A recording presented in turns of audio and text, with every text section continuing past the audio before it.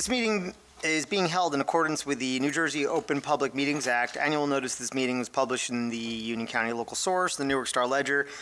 Said notice was posted in the municipal building and a copy is on file with the Office of the Borough Clerk. Fire exits are located in the directions I'm indicating. If you are alerted for a fire, please move in a calm, orderly manner to the nearest smoke-free exit. Proper notice having been given, the Borough Clerk is directed to include the statement in the minutes of the meeting. Please call the roll. Councilman Petrosky. Here. Councilman Johnson. Present. Councilman Signorella. Here. Councilman Rabina. Present. Councilwoman Lyons. Here. Councilman Patel. Here. Mayor Signorella. Here. All present, Mayor. Opening prayer, Pledge of Allegiance. Eternal God, grant us thy help in all our duties and perplexities. We ask for thy guidance. Give us thy protection in our dangers and sorrows. Grant us thy peace. Amen. I pledge allegiance to the flag of the United States of America and to the republic for which it stands, one nation, under God, indivisible, with liberty and justice for all.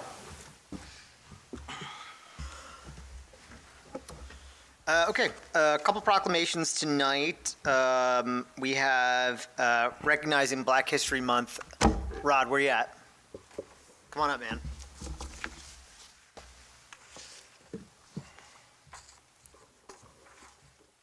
Looking handsome.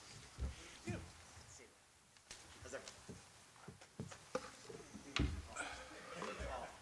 Great, you wanna come up?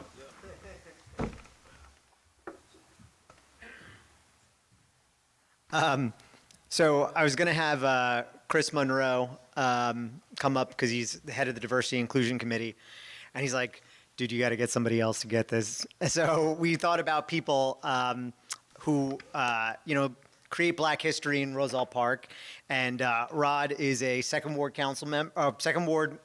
resident, former Board of Ed member, and just an all-around good guy.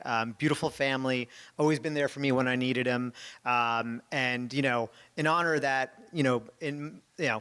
honor of your contribution to Roselle Park and our little piece of Black history here, I wanted to give you a proclamation for Black History Month.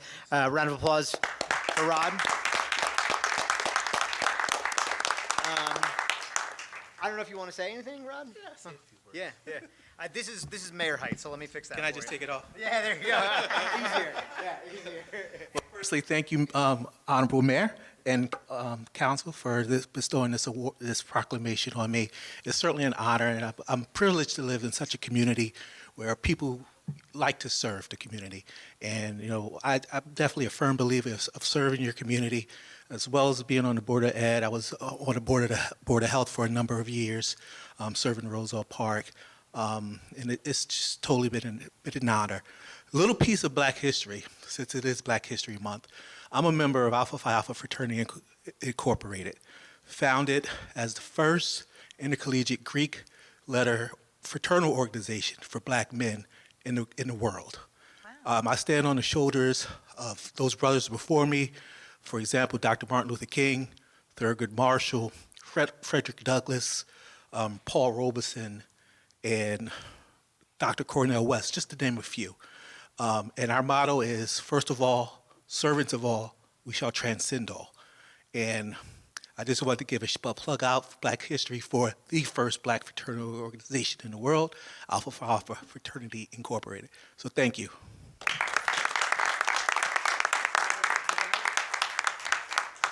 Well, first off, I wanted to call him Doctor. Oh, sorry. I think that's important. And we appreciate, I'm basically saying the same thing to the mayor, but we appreciate your service in the community, and that's why it just makes sense. And we hope you feel better, too, as well. Yeah, I don't want to say anything, but we're glad to see you on your feet. Absolutely. Hanging around. Absolutely. Man. Yeah. So thank you. Cool. 6 pictures? Yeah. This is my son, Rory. Oh, so cute. Yeah, well, dude, the daughter's taller than me. It's just bad. Smile for the camera. I only got a couple of pictures here. Me when you're older. I got a lot of enemies too. All right, get one more. Sorry I'm late. Coming from work. And that's my That's sister. my bro. Right there. Thank you. Thank you so much. Dude. Me too. Pick you up. That's enough making fun of the mayor for one night. Who else we got? This is all you. Oh. You signed it. Yeah? Okay. So, good evening. Sue, Natalie, come on up. He's watching on TV, right? Where's the camera? Yeah. Okay. So, bringing up Sue Grasso and her daughter Natalie, there's a proclamation for, I should pronounce it, Caterina Shepis Caselli was born in Valporia, Reggio Calabria, Italy, and February 12, 1925. Caterina Shepis Caselli immigrated to America by boat on January 23, 1936. Whereas upon arriving in America, Caterina Shepis Caselli landed in the port of New York and lived in Elizabeth, New Jersey until 1942. Whereas in 1942, Caterina Shepis Caselli moved to Roselle Park, New Jersey, married on June 16, 1946 at the Church of Assumption, and resided in the borough to 1997. Caterina Shepis Caselli raised 5 children in Roselle Park, and whereas Caterina Shepis Caselli moved to Barnegat, New Jersey, in May of 1997, currently resides there. On February 12, 2025, Caterina Shepis Caselli celebrated her joyous occasion on her 100th birthday. Wow. Therefore, we proclaim that Joseph Signorella Jr., the third Mayor Signorella of Borough of Roselle Park County Union, the state of New Jersey, do hereby especially proclaim congratulations and extend well wishes to Caterina Shepis Caselli on the occasion of her 100th birthday. So, if she's out there, God bless. I'll just say a couple words. I know Mrs. Caselli since probably was about this little. When I used to go to Church Assumption, she sat in the 5th or 6th row, and on the right-hand side, and me and my grandmother and my Aunt Josie, we used to sit by her, and I got to know her for many years ago, and we all sat in the same aisle over there. And if somebody sat in our rows, you got the look. But her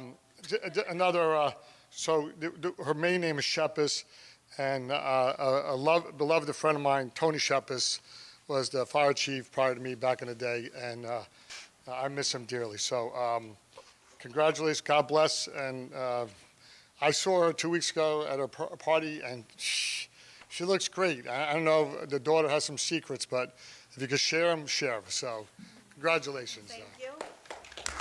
I just want to say on behalf of my mom and my 3 sisters and my brother, we're going to accept this proclamation humbly, and we're so blessed to have our mother for 100 years. She drives, she cooks, she cleans.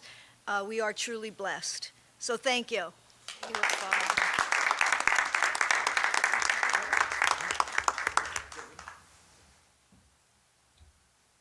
And I just want to say, I know you got airmailed or overnighted something from the governor, but this has got a personal touch. So we tried to get there for you. Thank you. So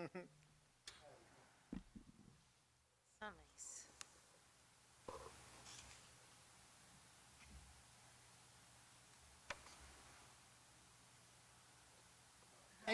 Engineer and photographer.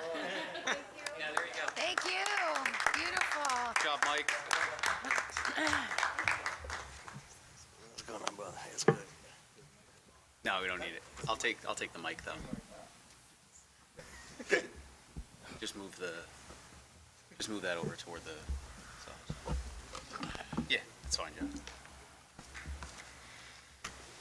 Joe. Okay. All right. Waiting at Frenchie's right now, so we can Oh, is she really? Oh, okay. bring her I'd like to get out too. I'll come join. It's better than this. Okay, so now this gets pretty boring. We have a bunch of engineers here that are going to bore us to tears.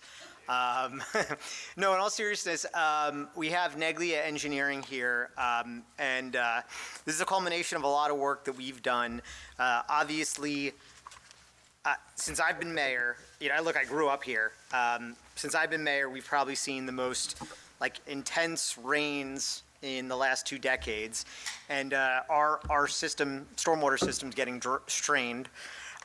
There's a couple particular problem areas that we notice. So we had Negley Engineering do sort of a thorough investigation as to what's going on.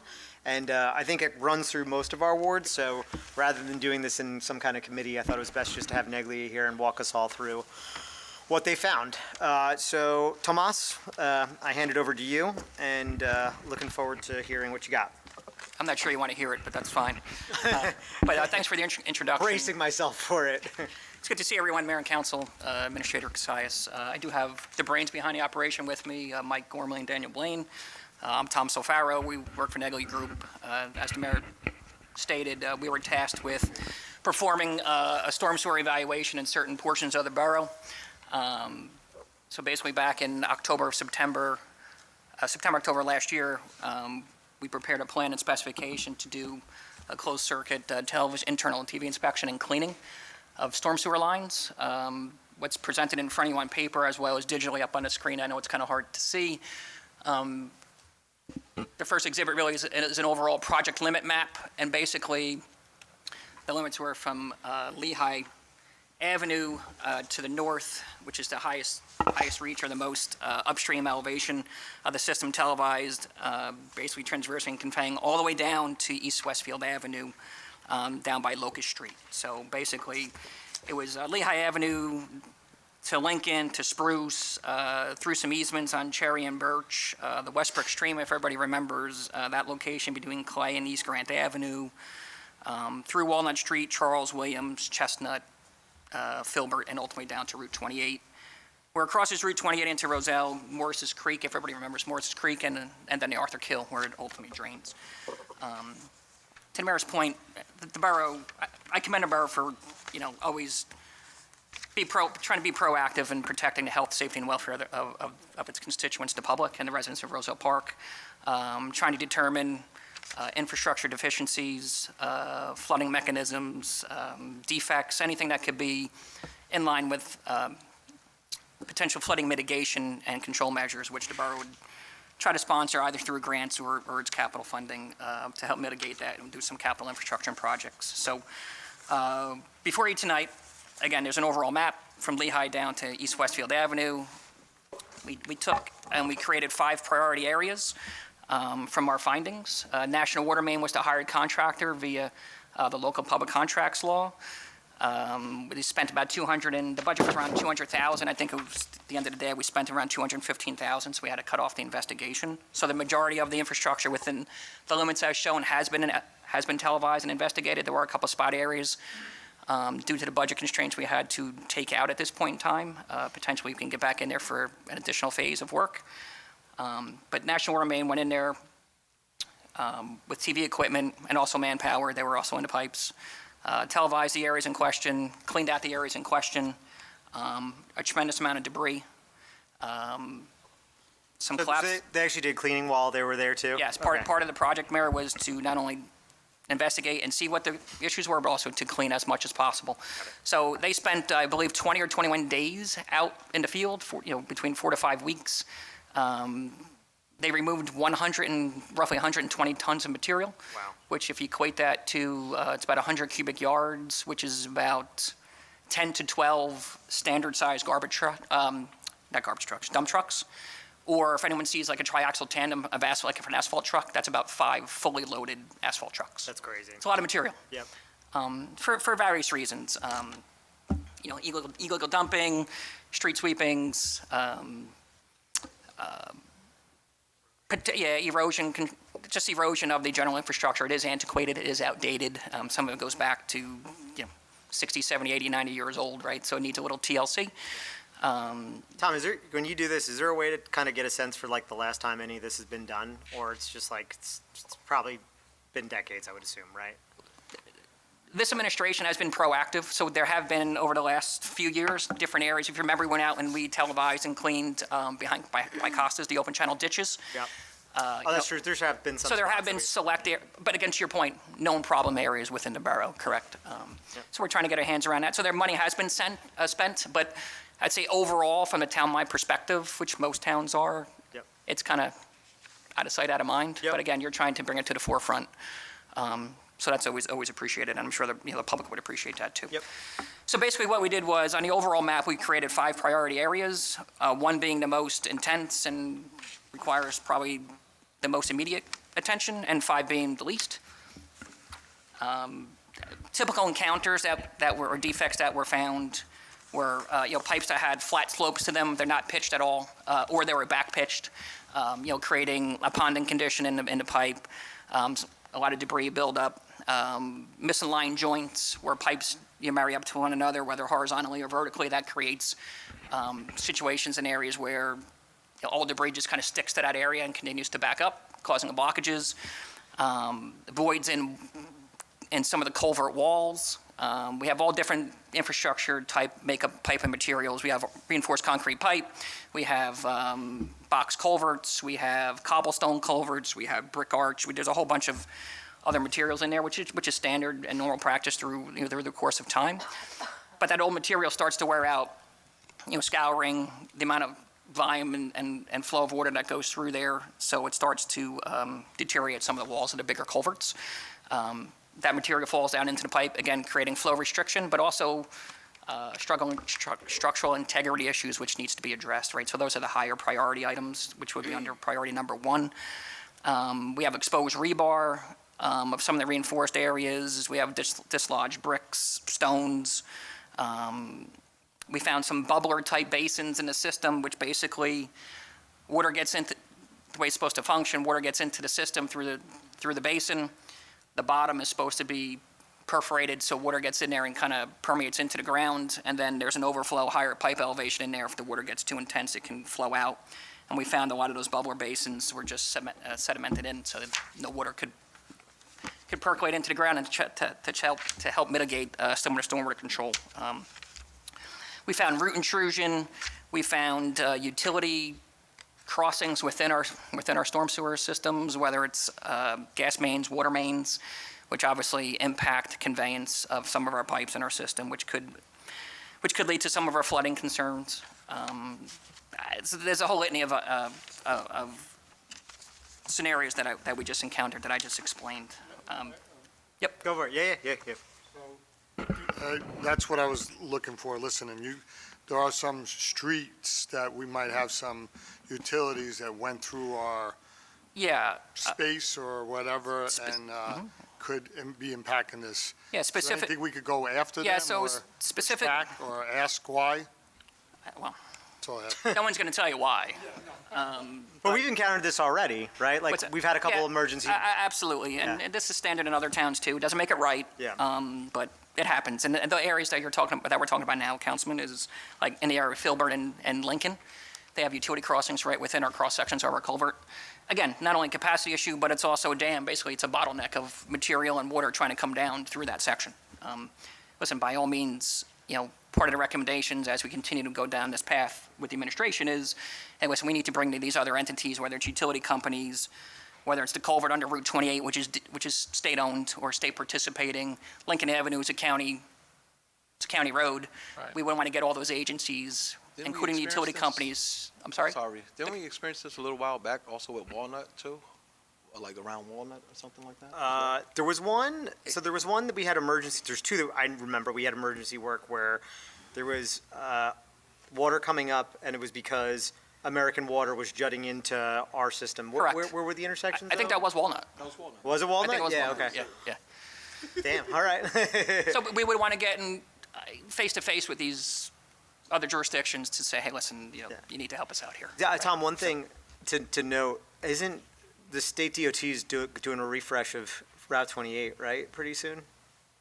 They just did it over the last... They're doing chip sealing. I'm sorry? They're doing chip seal. Oh, is that what? Because don't forget, they put in the sidewalks and the pedestrian improvements, and they milled and paved 3 years ago, maybe? Yeah, it wasn't long ago, but what they're doing fresh. They're doing chip seal, so they'll do a very surface level mill, and then Okay. they'll put us.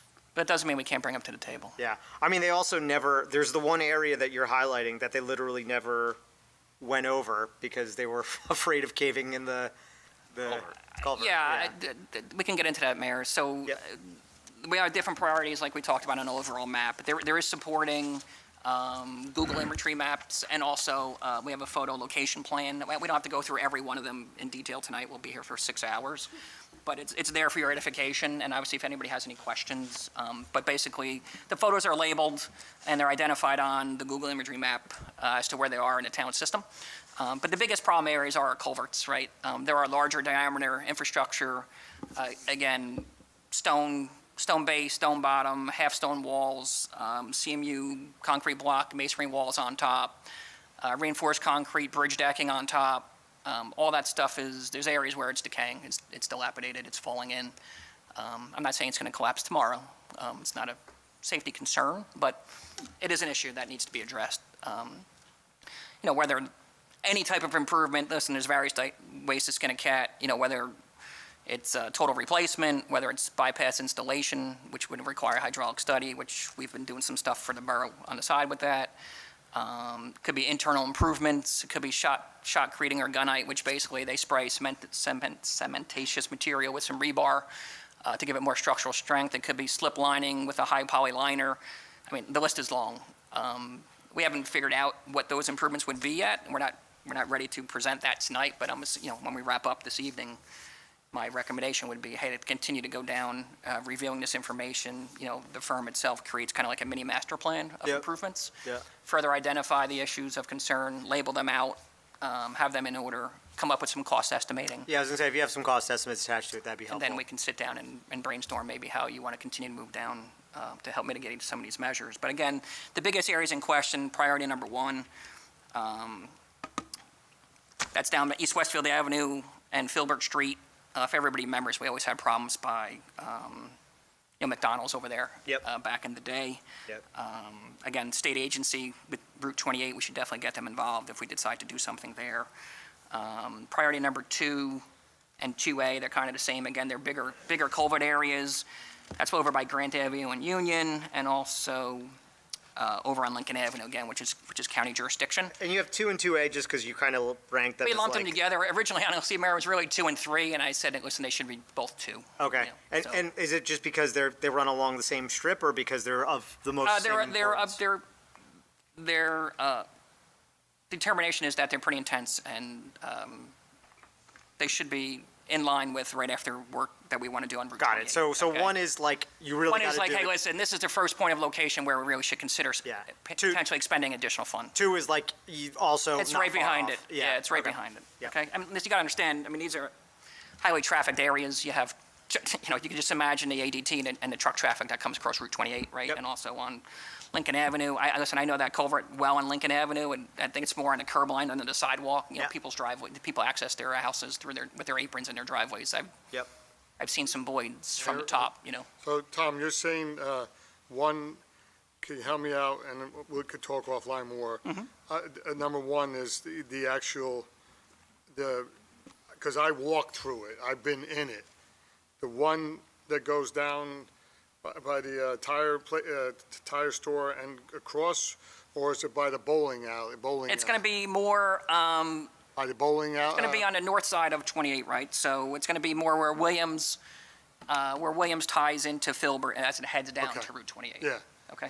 So, just knowing that much, I always thought that was the weak link there. Yeah. Obviously, a lot of problem areas that you see or that are circled in black on the overall map, they're the typical areas in town that you know in town, right? So. Yeah. Yeah, none of this is shocking, right? These are. No, it's not areas- shocking, but you tasked us with trying to find out why we have issues. No, I'm not being a wise guy. No, Yeah, I know you're not. yeah. I know you're not. But Sorry, Tom. it's okay. I miss coming here, Mayor, I really do. But, yeah, so, up on the screen is a Google image of, priority number 1, area 1 of 5 over by Filbert and Westfield, and basically where it says 1A, C, B, D, E, F, G, and H, those are the photo logs that are also on everyone's desk up there. So if you want to see, what the pipe looks like in that location. Listen, we have better digital copies. We have, these are just obviously printed PDFs, but we were given CDs and thumb drives from National Water Main of all the information that they acquired out doing their investigation. Yeah. So. On 2A, Tom, I think I remember you guys were having an issue getting from one end to the other in that area. Didn't something was like not tied together? Does any of this ring a bell? Do you remember this, Andrew? I don't recall on Lincoln. I thought it was more over by Clay Avenue and Birch Maybe and the- Cherry, but you guys can correct me if I'm wrong. That was on Lincoln. If I'm, Oh, there was, okay. No, go ahead. yeah, if I'm Nice. not mistaken, there was a gas pipe, like quite literally in the middle of the culvert, so they couldn't get the, so they used a wheeled robot with a camera on top of it to Yep. view inside of it. Yep. Oh, sorry. So they essentially used a wheeled robot to get inside of the actual culvert, and because the pipe was in quite literally the middle of it, they couldn't get it under or over, so they had to back out and then go through the other side. Yeah, so using like that as an example, like, I know that we'll discuss all this, and I don't want to be here all night, but like, I'm assuming a gas pipe's not supposed to be running through that, or is that kosher? Okay, got it. So like, is that something we could like highlight to Elizabethtown and be like, Yeah, fix this? absolutely correct. And listen, this is nothing new to them. This is standard in every one of their towns. Yep. Again, doesn't make it right, but we should bring them to the table and say, Sure. listen, how can you help us out here? Yep, Right? yep, So, cool. yeah, listen, again, we can talk at length forever, but Yeah, I just- I think you guys get an overview. Do you have anybody else have any questions? Yeah, I have, Yeah, go for it. okay. I've been getting a lot of complaints on Colfax and Spruce. Colfax and Okay. Spruce, yeah. And I see it, What complaints are you getting, Councilman? flooding, very bad flooding. And pretty much every time it rains, they even said the DPW brings barricades over there. And then lately, they've been bringing cones. Is that a new flooding condition recently, or is No, that? it's been like that for a long, long time. So you guys, not to interrupt you, Councilman, but you guys have that identified as priority 5, We do. Yeah. right? As- We do, but that doesn't mean we can't provide, additional investigation to see what's going on there. I mean, I don't, is that in a FEMA flood zone area? I'm not quite sure. I didn't look at the FEMA map before I came here. But, sure. Really quickly, is it along Spruce Street itself? Right on the corner of Spruce and Colfax. I think The whole it's So section- Spruce and Colfax, so, It's Colfax Avenue, especially. Okay. So the one resident, they have basement windows, and it's ground level. So if they don't get the cones out there in time or the barricades, it floods, and when the people ride through, it actually goes down their cellar. So they've been on my case a lot about that. sorry. So, when we did the stormwater cleaning, it was actually found that the entire pipe down Spruce Avenue, or pardon me, down Spruce Street, was essentially filled with roots. Okay. So that could have been inhibiting all the stormwater flow, as well as the pipe itself is relatively flat. I want to say that's probably, I haven't looked at it recently, but I want to say there's only maybe a couple inches of height difference between the top and the bottom, so water could just be not flowing through it. Gotta fast regrade enough. it. So Yeah. hopefully the roots being cleared out helps it a little bit, but Okay. we would need to And essentially. 5 truckloads of debris. Yeah, we have done, 5 right? triaxles of material taken out throughout that part of the system. But I also want to tie this whole thing together. Listen, we're all familiar, hopefully now, with the municipal separate stormwater MS4 permit, which the town has, which we've been trying to get into compliance, to help the borough get into compliance. So we did GIS mapping and as-built mapping starting last year. So we have all the invert information or as-built information of the storm sewer facility. To Daniel's point, flat slopes, back pitch pipes, we can start doing hydraulic calculations and find drainage areas that actually go into that system to see maybe the pipe is undersized or maybe the slope is inadequate. How do we find ways to provide additional conveyance? When did the actual cleaning happen?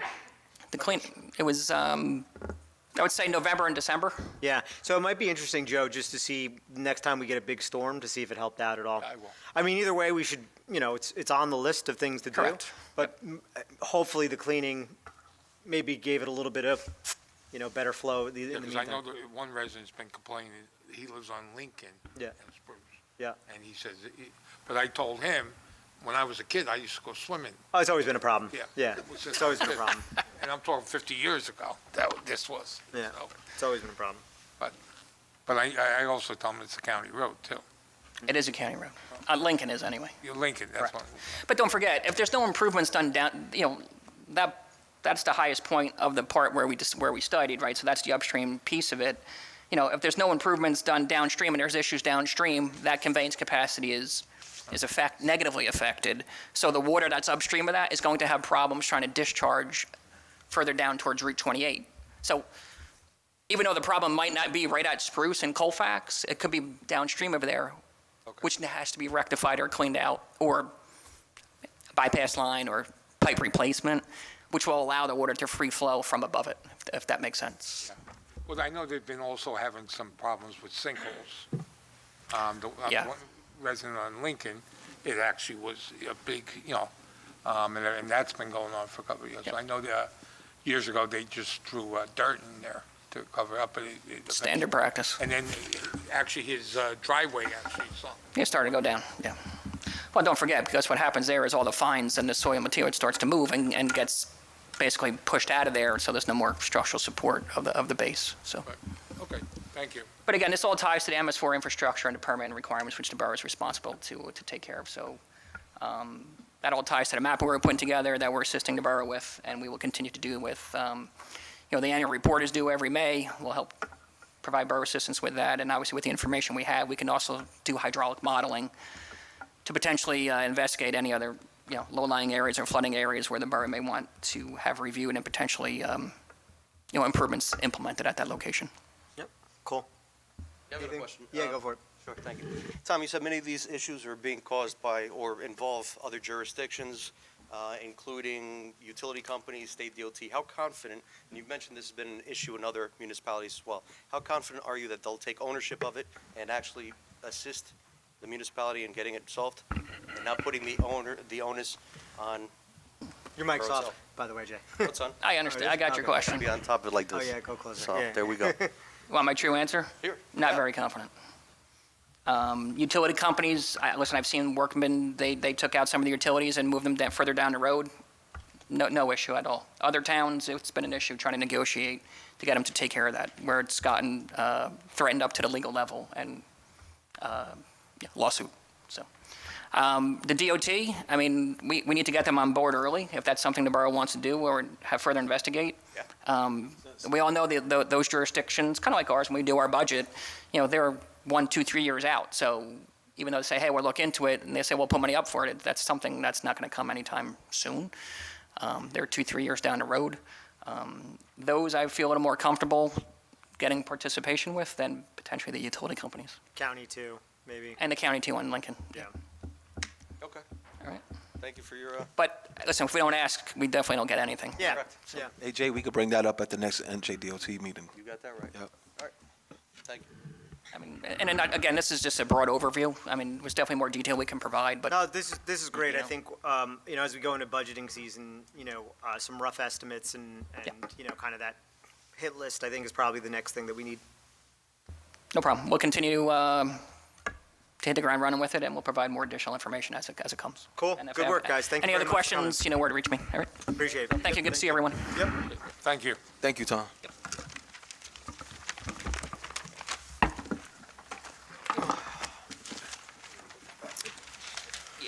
Okay. May I have a motion to approve meeting minutes pending any corrections?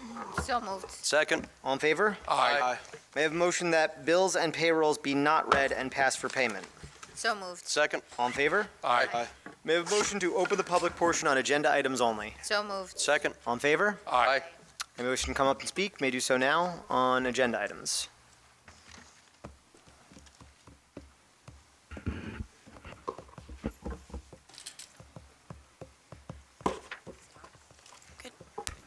Good evening. Oh, it's not perfect. Hello, how are you? Sorry, Cindy Mago, 433 Walnut Street. I am curious about Resolution 69 and 70, the professional services contract for 510 Chestnut Street, also known as the Board of Ed office. The Board of Education has not yet discussed nor voted on this, so just my input would be to not spend money on it until it's been approved by the Board of Ed.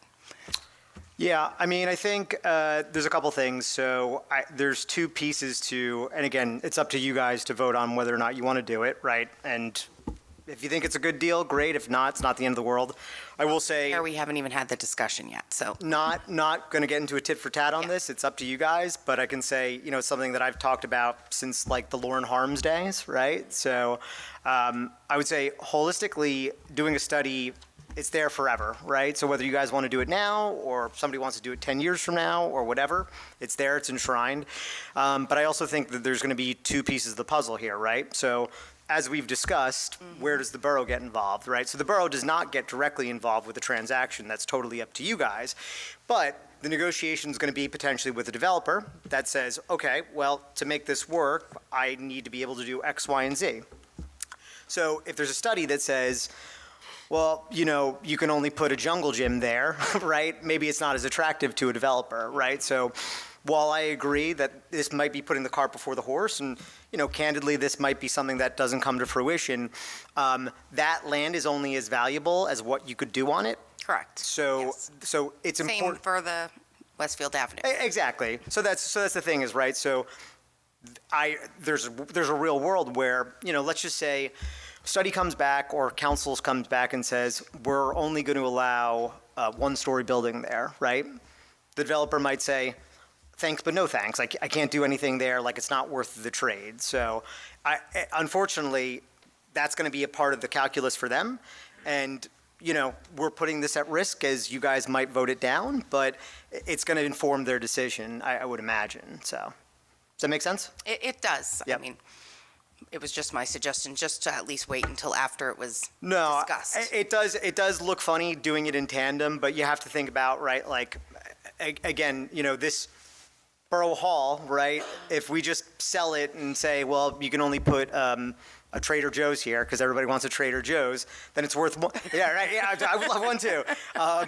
Then it's worth one. They don't want to be here. Yes, sadly, I don't know. But we do have a cool new coffee shop coming in. I was actually, should check out the sign on Chestnut Same. Street. But too many coffee shops now. You know, again, like if we zone, for the record, I'm not saying we should do this. If we zone a 10-story apartment building here, then the land is worth way more. So that's going to factor into the negotiations there. Okay, Cool. fair enough. Thank you.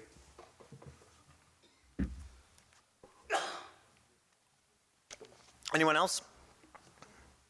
I am seeing no one. May I have a motion to close? So moved. Second? All in favor? Aye. Okay. May I have a motion to accept the reports of departments as submitted? So moved. Second? All in favor? Aye. Please read ordinance number 2806 by title. Yes, Mayor, ordinance 2806 is an ordinance for second reading and public hearing, an ordinance amending ordinance number 2802, fixing the salary ranges of non-union employees and officials of the Borough of Roselle Park and the County of Union, State of New Jersey. May I have a motion to open the public hearing on ordinance number 2806? So moved. Second? All in favor? Aye. I'd like to come up and speak on this ordinance. I'm seeing no one. May I have a motion to close the public hearing on ordinance number 2806? So moved. Second? All in favor? Aye. May I have a motion to adopt ordinance number 2806? So moved. Second? Is there any discussion? I'm seeing none. Please call the roll. Councilman Petrosky? Yes. Councilman Johnson? Yes. Councilman Signorello? Yes. Councilman Rabina? Yes. Councilwoman Lyons? Yes. Councilman Patel? Yes. So it's in the affirmative, Mayor, the ordinance is adopted. Okay, please read ordinance number 2807 by title. Yes, Mayor, ordinance 2807 is an ordinance for second reading and public hearing, an ordinance amending Chapter 16 of the Code of the Borough of Roselle Park entitled Building and Construction, establishing a Section 2 entitled Lead-Based Paint Inspections. May I have a motion to open the public portion on ordinance number 2807? So moved. Second? All in favor? Aye. I'd like to come up and speak on ordinance number 2807. I'm seeing no one. May I have a motion to close the public hearing on ordinance number 2807? So moved. Second? All in favor? Aye. May I have a motion to adopt ordinance number 2807? So moved. Second? Is there any discussion? Please call the roll. Councilman Petrosky? Yes. Councilman Johnson? Yes. Councilman Signorello? Yes. Councilman Rabina? Yes. Councilwoman Lyons? Yes. Councilman Patel? Yes. 6 votes in the affirmative, Mayor, the ordinance is adopted. Okay, please read ordinance number 2808 by title. Yes, Mayor, ordinance 2808 is an ordinance for introduction, an ordinance amending Chapter 40, Section 3303 of the Code of the Borough of Roselle Park entitled Affordable Housing Programs with specific amendments to Paragraph B entitled Affordable Housing Set-Aside Requirement for Residential Development, including areas in need of redevelopment or rehabilitation. May I have a motion to approve ordinance number 2808 for introduction and refer it to the Municipal Land Use Board for statutory review and fix the date for second reading and public hearing as March 20th, 2025? So moved. Second? Is there any discussion? Greg, you want to talk about what this is? Yeah, I could talk about it. Go for it. So, yeah, my thoughts about this, the reason why I put this up front is, my thoughts about this is I wanted to show the courts in good faith that that we're trying to comply with affordable housing since we're in stage 4, and by increasing it from 15 to 20%, makes Roselle Park a little bit more defensible against builders' remedy lawsuits. So I'm just trying to help mitigate that before any developer get too cute. Sounds good. That was a good summary of it. Any further discussion? That's good. Okay, please call the roll, Andrew. Councilman Petrosky. Yes. Councilman Johnson. Yes. Councilman Signorello. Yes. Councilman Robina. Yes. Councilwoman Lyons. Yes. Councilman Patel. Yes. 6 votes in the affirmative, Mayor. The ordinance is introduced. Okay, all matters listed with an asterisk are considered to be routine and non-controversial by the council and will be approved by one motion. There will be no separate discussion of these items unless a member of the governing body so requests, in which case the item will be removed from the consent agenda and considered in its normal sequence on the agenda as part of the general orders. Andrew, please read all resolutions by title. Yes, Mayor. Resolution 6725 is establishing the 2025 summer hour schedule for Borough Hall. Resolution 6825 is accepting the resignation of April McNeil from the position of Parking Enforcement Officer. Resolution 6925 is awarding a professional services contract to the Neglia Group for professional planning services associated with the non-condemnation redevelopment study of Block 504, Lot 6 of the municipal tax map, commonly known as 510 Chestnut Street, with all streets and rights-of-way pertinent thereto in an amount not to exceed $8,000. Resolution 7025 is awarding a professional services contract to McManaman, Scotland and Bauman, LLC, for redevelopment council services associated with the non-condemnation redevelopment study of Block 504, Lot 6 of the municipal tax map, commonly known as 510 Chestnut Street, with all streets and rights-of-way pertinent thereto in an amount not to exceed $6,500. Resolution 7125 is terminating the professional services contract with consulting and municipal engineers for the preparation of a redevelopment plan for Block 606, lots 25, 26, 27, 28, 29, 30, 31, 32, 36.01, and 38 of the municipal tax map, commonly known as 112 Locust Street, 101 West Westfield Avenue, 105 West Westfield Avenue, 111 West Westfield Avenue, 115 West Westfield Avenue, 121 West Westfield Avenue, 129 West Westfield Avenue, 133 West Westfield Avenue, 147 West Westfield Avenue, and 159 West Westfield Avenue, along with all streets and rights-of-way pertinent thereto. Resolution 7225 is awarding a professional services contract to the Neglia Group for professional planning services associated with the preparation of a redevelopment plan for all the things I just read, along with all streets and the rights-of-way pertinent thereto, in an amount not to exceed $17,750.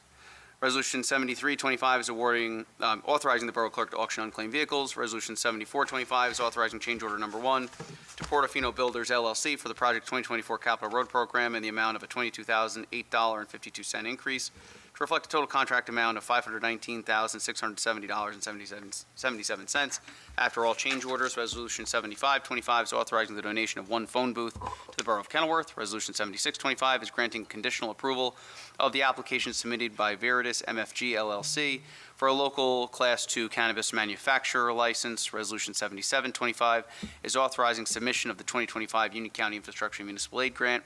Resolution 7825 is authorizing the First Amendment to a settlement agreement between the Borough of Roselle Park and the City of Elizabeth. Resolution 7925 is authorizing the Treasurer to issue 3 checks totaling $6,214.63 payable to one lien holder on 3 properties, and 3 checks totaling $2,000 from the tax collector's premium account.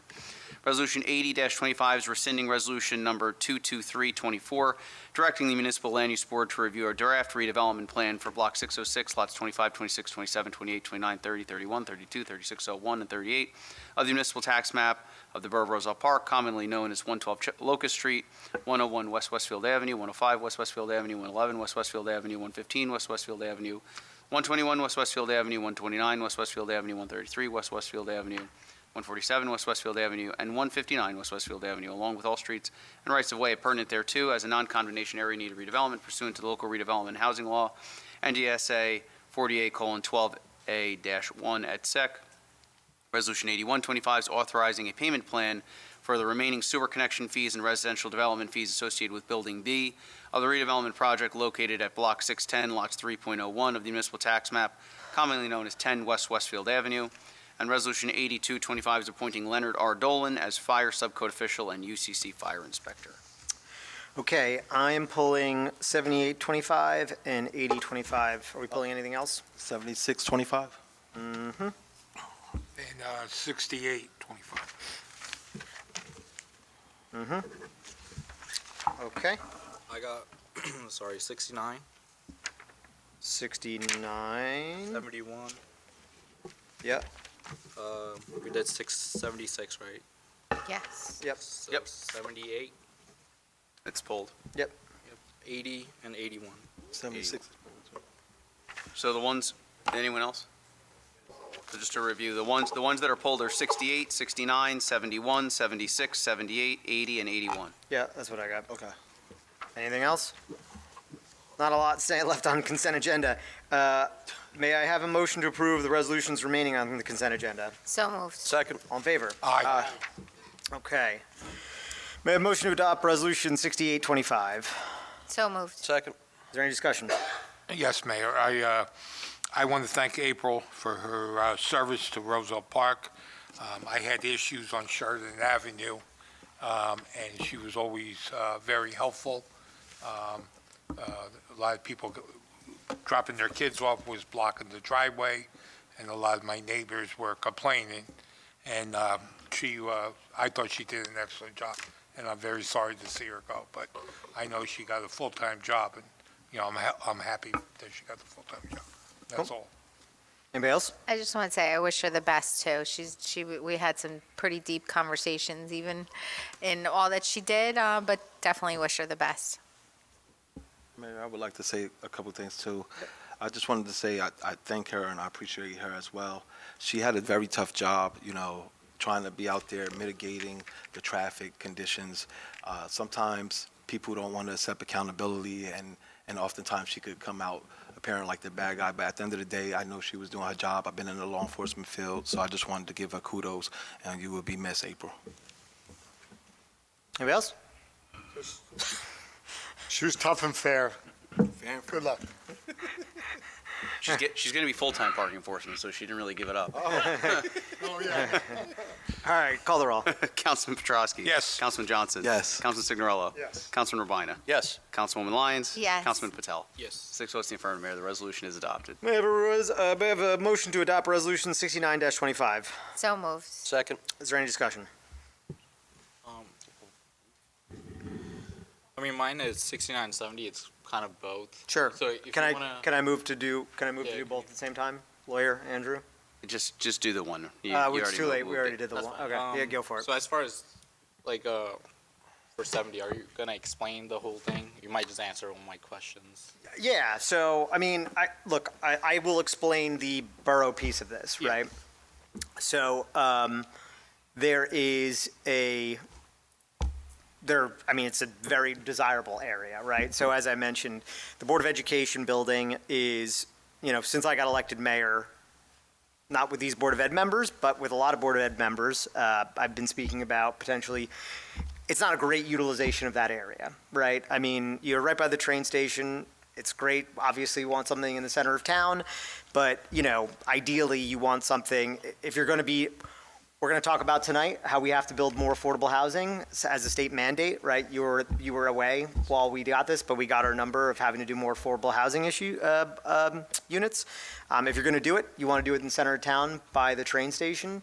Be a nice area for a mixed-use place. You have sort of ground-level retail and, a couple levels of affordable housing up top. It fits in with the area because there's other apartments there. So this study is to study as to whether or not it warrants or is eligible for a redevelopment plan and redevelopment agreement. And that's one piece of what, if the Board of Ed's going to make a land swap, right? Because the proposal right now is that there is a office building that no longer is going to house Class 5 cannabis. I got yelled at to do something for the kids there, and one of the proposals is to potentially put, from my understanding, is Board of Ed offices there, and it could also potentially, the size of it could do up to 3 pre-K classes. We're sending kids from Roselle Park right now, I believe, to Cranford for pre-K, right? So there is a need for more pre-K space within the borough of Roselle Park. So this would be a piece of the puzzle to basically say, is there a development project that's available there, right? What can a developer do?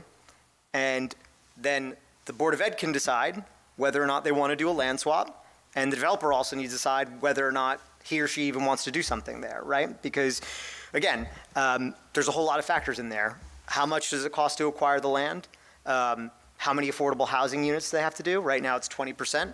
How many units they can put, how big it can be, if we put any stipulations on on any of the project, right? So if we say you got to build a Rick Barry statue, right? That's going to cost him $250K, and that factors into the equation. Anybody get that? That was good. You guys can laugh now. You can laugh at that one. If you want to put a Mayor Signorello statue, that's going to cost Word of the day, cute. That's going to cost something. So we are not involved in any transaction, but we are involved with saying what can be zoned there. So this is us saying we're going to get the planner involved, they're going to suggest what can be zoned there, and we're going to give our feedback as mayor and council. Does that answer your question? Yeah, that answers most of it. So do we have a developer that has inquired about this property? I believe that there has been one that's contacted the Board of Ed. Maybe I'm wrong. I don't know. Not public commentary, but I don't know. If there is one, there is one. I don't know the developer. Yeah. Okay. So I guess you don't know the plans. No. The plans are up to us. Okay. I mean, you've been part of a redevelopment plans thus I know. far, right? We're rescinding one of them now, right? Yeah. You know, we talked about one. Do we want to put hotels there? Do we not want to put hotels there? Do we want to put residential there? Do we not put? So we will have. A planner's going to come say. They're going to come say, Mayor, we think you could, or Mayor and Council, we think you could do X, Y, and Z. And then we're going to say, cool, we only want to do X and Y. Okay. And so we have to wait for the Board of Ed to kind of get that approval. So could I just Sure. interject real quick? Yeah. So what Resolution 6925 does is it authorizes a study of that property. Yep. What that redevelopment study does is the planner, supported by redevelopment council, would review the property against the statutory provisions of what qualifies a redevelopment area. If it meets any of those qualifications, it's then up to the governing body, and there's the process that goes to the land use board to designate it the area. The next step would then be discussing what would zone for that property. What would the redevelopment plan, what would be the plan for that property? Okay. Right, so and that's when I think you'd probably have a more iterative process about what would be going there. Right, so I'm skipping a step, right? So there's going to be a study as to whether or not it's eligible. Fran, you want to come up? Sure. Just keep me honest here, right? It's a study to see whether or not it's eligible, which, who knows? I have a question too. Yeah, sure. Could it also be a part of the plan, a part of our plan to help mitigate certain problems? I mean, that we could talk offline, but No, 100%. I think Yeah. that's important. So it's a very good question, right? So Greg, you're hitting on something. So we got to, Fran, I'll let you talk in a minute, but now I'm on a roll. To your point, Greg, you were away, and Kanjan, you were away. Last meeting, we also made Neglia start working on a affordable housing plan, right? We don't know exactly how many affordable housing units we owe, but we know we owe a max of 70, right? We're going to try and get that down to 50-ish, right? But let's just say, I'm just using simple math here, right? Let's just say we okay 10 apartments there. There will be required to do 2 affordable units, and that would count towards our 50 or 60 or 70, which we are obliged to make, right? So I get it. I read Facebook. I know people are sick of apartments, but we're going to have to do more affordable housing. It's a state mandate. It is what it is, right? Fran, keep me honest on any of that stuff. Okay, Fran McManaman, Scotland and Bauman. We serve as redevelopment council to the borough. So as the mayor mentioned and Andrew mentioned, this is the very first step in the process of redevelopment. Under the redevelopment law, a municipality is required to authorize a study to be done to find out if it even meets the criteria to be designated as a redevelopment area. So that's what this step would be. And then, as you're familiar, once that study comes back, the council will have an opportunity to vote and find out. It goes to the land use board, and then the council council will have the opportunity to vote as to whether they want to designate the area a redevelopment area. And then the next step in that process would be to adopt a redevelopment plan. That's sort of what we're getting into here, a little bit farther down the field here, is that a redevelopment plan is what would tell everyone what could be done, not necessarily what would be done, but what could be done on the property. So if you want mixed use, if you want residential, what the density would be, what the height limitations would be, all of that, the affordable housing requirements, all of that would be incorporated into a redevelopment plan that would come before council twice, introduction for ordinance and then final adoption, and again, go to the land use boards. There'd be many opportunities for council input and also public input in a redevelopment plan. Thank you. So if you want to request the Rick Barry statue at any point, you'll have plenty of bites I'd of the rather apple to have do that. Okay, is there any further questions, Councilman? No. Okay, cool. Any other further discussion? 6925, right? Nope. Correct. 69, just 6925 right now. Yes. Okay, call the roll. Councilman Petrosky? Yes. Councilman Johnson? Yes. Councilman Signorella? Yes. Councilman Robina? Yes. Councilwoman Lyons? Yes. Councilman Patel? No. 5 votes in the affirmative, 1 in the negative. The resolution is adopted. Okay, may I have a motion to adopt Resolution 71-25? Oh, so moved. I'm sorry. All good. Second. Is there any discussion? Is there anything you didn't? Okay, all right. So I'm seeing none. Call the roll. Councilman Petrosky? Yes. Councilman Johnson? Yes. Councilman Signorella? Yes. Councilman Robina? Yes. Councilwoman Lyons? Yes. Councilman Patel? No. 5 votes in the affirmative, 1 in the negative. The resolution is adopted. Okay, may I have a motion to adopt Resolution 76-25? So moved. 71. Second. I thought we Oh, were gonna did I skip one? Oh, whoops, my bad. Which one? No, you did 71. I did 71. That was 71. No, we didn't. No, I thought you we did did 70. We did 70. 69 and 70. We did 69 and 70. Oh, I skipped 71 next. 71. I had 71 as the one that was pulled. I had 68, 69, 71, 76, 78, 80, and 81. All right. So I had, 70 and you just moved and voted on 71. Okay, do we want to go back and vote on 70? Whatever. Do you want to reconsider 70? Do I- You just need a motion to reconsider. A motion to Anyone can. So anyone- moved. So moved.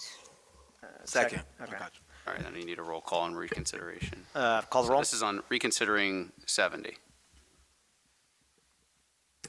Councilman Petrosky? Yes. Councilman Johnson? Yes. Councilman Signorella? Yes. Councilman Robina? Yes. Councilwoman Lyons? Yes. Councilman Patel? Yes. All right, so reconsideration is basically like the vote never happened. So now you need now you need a motion to adopt 70. Okay, I have a motion to adopt Resolution 70-25. So moved. Second. Is there any discussion? Please call the roll. I'm very. I don't know why we pulled it either. Councilman Petrosky? Yes. Councilman Johnson? Yes. Councilman Signorella? Yes. Councilman Robina? Yes. Councilwoman Lyons? Yes. Councilman Patel? We just All wanted. right, that makes sense. We wanted to make you sweat it out. I appreciate it, thank you. That makes more sense. Okay, may I have a motion to adopt Resolution 76-25? So moved. Second. Is there any discussion? So I want to start off discussion here, just because, look, I only vote in a tie. This is up to council, but I do want to say I'm personally in support of this. I know cannabis has been controversial in the borough.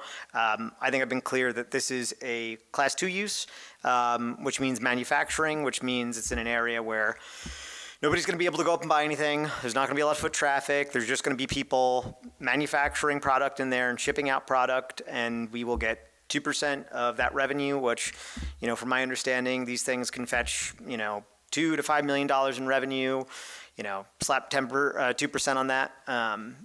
That's meaningful. As we're going through budget season right now, I can tell you every dollar counts. But that's my 2 cents on it. And I'll open up discussion for the rest of the council if need be. Yeah, Mayor, if I may, I just need to abstain. Okay. Any further discussion? Yeah. Go ahead. Okay. I was just gonna ask, how many variants will they need as far as? Ooh, I don't know. I wish Rich was here. Yeah, so you're not going to know. That's just a question you're not going to know. So I mean, they would need to go to the board regardless, even if they meet all other zoning, because it's a conditional use. So they have to go to the board for site plan approval. But it'll depend on the type of building they're going to build, right? You need different variant if they're going for and I have no idea of this, but to use the mayor's example, if they're going to build a 10-story building there, or if you're going to build a 1-story building there, or if it's going to be of a certain dimension or of certain lot size or lot coverage, it's going to be completely dependent on what they're going to propose in terms of a building. Or if they're going to use the same building, you don't know how many variances. But look, I can say, I have a rough idea, having walked the area, right? My understanding is they're not going to be building on top of the building. It'll be a retrofit of the existing building, right? So there's one business in there, right? My understanding is they would sort of bifurcate the inside, and the cannabis business would operate on one side, and the existing glass blowing business would operate on the other, right? I'm not speaking for the applicant, but that's my broad understanding. And then, as far as like, are they in a school zone? Because I know it has to be.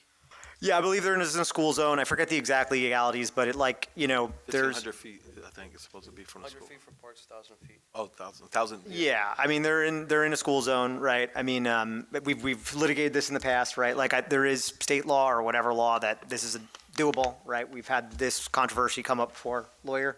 Yes. Yeah, okay, got it, thank you. That's good. That's a good lawyer right there. Yes. Yeah, I mean, look, I grew up in this town. I don't really consider it, like, on that side of the tracks exactly a school zone, but, you guys, it's up to you. So Ultimately, if you want to approve it or not. Technically, like, we can, even if it's in the zone, we could still pass it. Yeah. Yeah. Yeah, and the other thing is our local ordinance requires, what was it? I think we did 1,000 feet Yeah. locally, right? Yeah, but I think from schools we want 1,500. Yeah. That's what I just said, 1,500. okay, whatever. I don't. Yeah, I don't. 1,500 to increase it. Probably listens to But Greg. basically, Additional buffer. but you guys do I mean, we've had this happen before, right? So we've passed a Class 5 use, and the Land Use Board, in its mighty power, actually rejected it, right? So it's up to this mayor and council to say, we think that they qualify for the license, and then it's up to the Land Use Board whether or not it's an appropriate area. So, it's up to you guys. If I could, Councilman, so to answer your question, if it is within whatever the parameters are, 1,000, 1,500 feet, It would be it would be a variance they would need to seek to the board. So that would be at least one variance we know about. Okay. Yeah. Right, and if they weren't granted that variance and weren't given approval, then the point is moot, right? They don't gain unconditional approval. Got it. And then, I guess, I don't know much about manufacturer, so will there be like, is there like smell, like the smell come out when they're doing is it through chemicals or when they're growing? Because there's houses right next to it. Yeah, so I can speak in broad strokes just because I don't know who on council did this. It was before your time. We actually went to go visit before we did Breakwater, their sort of operations. I can't speak. So there are statewide regulations of HVAC systems and whatever else you need to do. There's also local safety regulations that we're going to impose. But what I can say is, from my personal experience going to these things, right? Like, you can't smell outside, you would never know. And honestly, it's for anybody for the manufacturing, yeah. And for anybody who's smelt, manufactured marijuana in the process of getting manufactured, it smells like Christmas trees. It smells very different after it's processed, but while it's actually, in its raw form, it doesn't smell like the stinky smell that you smell when it's smoking. But there are, there's DRC DCA statewide regulations. There's statewide regulations. There's also the local regulations in the ordinance that we built in specifically when the ordinance was being written and drafted to mitigate that concern, because it was a concern that came up during the crafting of allowing a Class 2 licensee, and one of it was, is there spillover smell on the street or on neighboring properties? And there's certain ventilation requirements and filtration requirements that they would need to abide by. Got it. And then the last question would be like, what about the traffic and parking? Like, is there a big staff that they? I can talk about. I can talk about what we had the Cannabis Review Board. I know you're working today, but one of the applicants came by and they basically said they're going to have 5 employees. So it's going to be the 5, employees that are there. The neighboring building, Hexacon, they share parking with. So my understanding is that they have an agreement with Hexacon whereby the parking should be okay. So I don't think that's going to be a massive issue, right? I mean, I would say, obviously it's manufacturing, right? So you'd have occasionally shipments go in and out, but candidly, that's part of why we zoned for that in the industrial area, is because it is the industrial area, right? You have Hexacon that builds soldering irons there, that ships out soldering irons.